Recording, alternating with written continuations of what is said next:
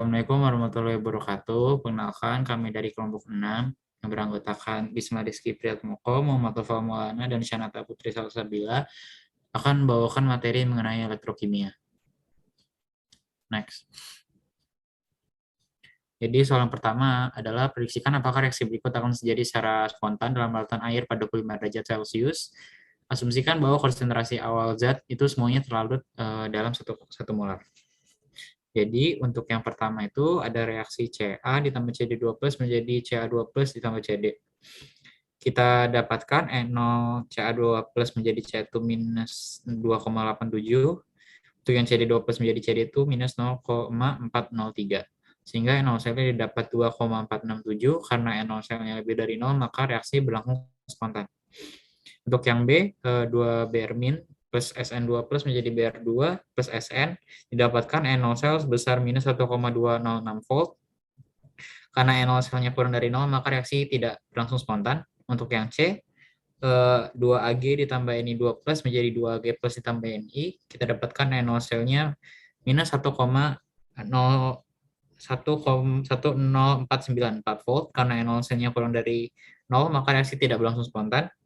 Untuk yang D, Cu plus ditambah Fe3 plus menjadi Cu2 plus Fe2 plus. NO-nya didapat 0,618 volt. Karena NO-nya kurang dari 0, maka reaksi spontan. Maaf, karena NO-nya lebih dari 0. Untuk nomor 2, silakan next.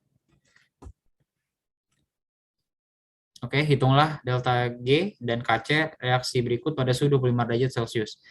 Untuk yang pertama itu ada reaksi Mg ditambah Pb2 plus menjadi Mg2 plus ditambah Pb. Kita pisahkan dulu katoda dan anodanya dan kita cari NO selnya sehingga didapatkan NO selnya adalah 2,24 volt dan N-nya sama dengan 2. Kita menggunakan rumus delta G sama dengan min N kali F kali N0 sehingga didapatkan delta G-nya itu min 4,32 kali 10 pangkat 5 Joule per mol.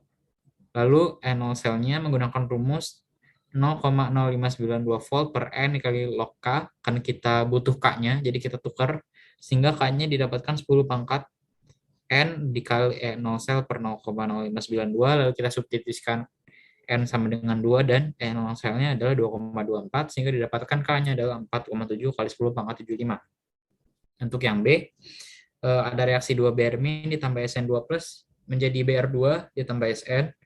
NO selnya didapatkan 0,93. Lalu N-nya sama dengan 2, kita menggunakan rumus delta G sama dengan min N kali F E0.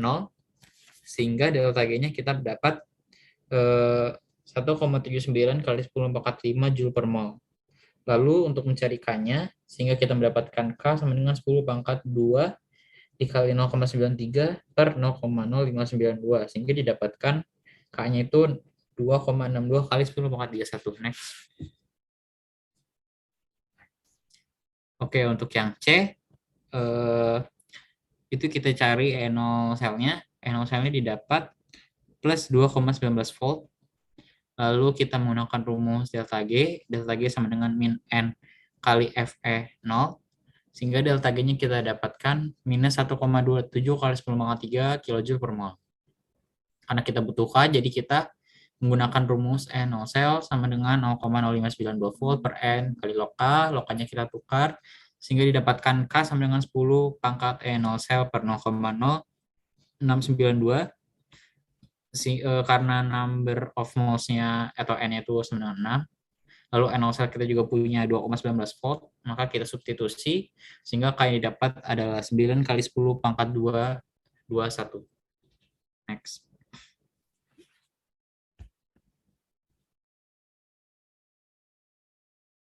Selanjutnya untuk nomor 3, soalnya ketika 25 ml larutan yang mengandung kedua Fe2 plus dan ion Fe3 plus dititrasi dengan 23 ml 0,02 molar KMnO4 dalam asam sulfat encer, semua ion Fe2 plus teroksidasi menjadi ion Fe3 plus. Selanjutnya solusinya diperlakukan dengan logam Zn untuk mengubah semua ion Fe3 plus menjadi Fe2 plus ion. Akhirnya 40 ml larutan KMnO4 yang sama ditambahkan ke larutan untuk mengoksidasi Fe2 plus ion menjadi Fe3 plus. Hitunglah konsentrasi molar dari Fe2 plus dan Fe3 plus dalam larutan asli. Pertama-tama reaksi dari soal ini yaitu MnO4- plus F5Fe2 plus 8H plus menjadi Mn2 plus 5Fe3 plus 4H2O. Kemudian uh, akan terjadi dua titrasi. Yang titrasi yang pertama yaitu untuk mengoksidasi Fe2 plus menjadi Fe3 plus. Kemudian logam Zn ditambahkan untuk mereduksi kembali semua ion Fe3 plus agar menjadi Fe2 plus. Kemudian perbandingan mol Fe2 plus dan MnO4- yaitu 5:1. Kemudian kita harus mencari mol dari Fe2 plus dengan persamaan berikut. 23 ml dikali 0,02 mol MnO4- per 1000 ml larutan dikali 5 mol Fe2 plus per 1 mol MnO4-. Kemudian didapat yaitu 2,3 kali 10⁻³ mol Fe2 plus. Kemudian untuk konsentrasi Fe2 plus-nya dapat dicari dengan membagi antara mol Fe2 plus dengan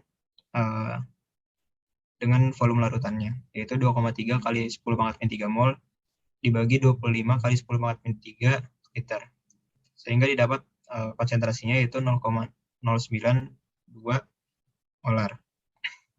Kemudian untuk titrasi yang kedua, mengoksidasi seluruh Fe2 plus kembali ke Fe3 plus. Perbandingan mol pada Fe2 plus dan MnO4- yaitu 5:1.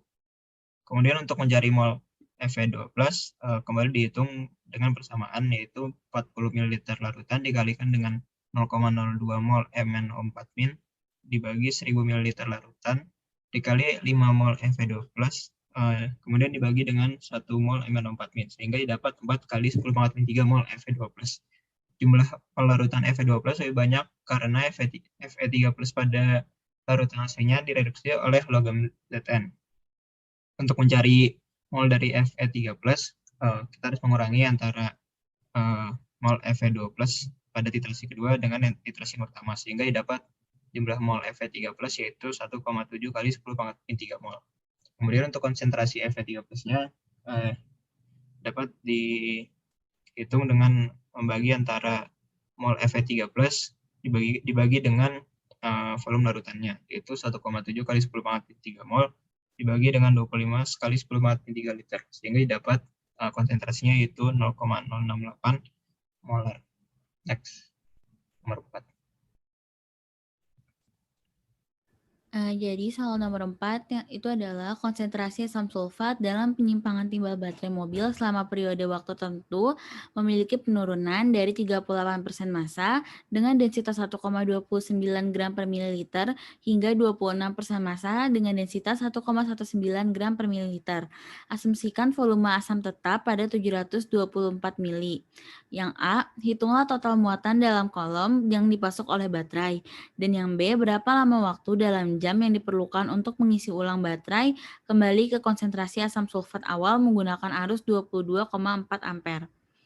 Nah, jadi yang pertama itu kan konsentrasi asam sulfat yang pertama itu adalah 38%. Maka buat mencari masanya, 38% kita kalikan dengan massa jenisnya dan dikalikan dengan volume. Maka 38/100 dikali 1,29 dikali 724.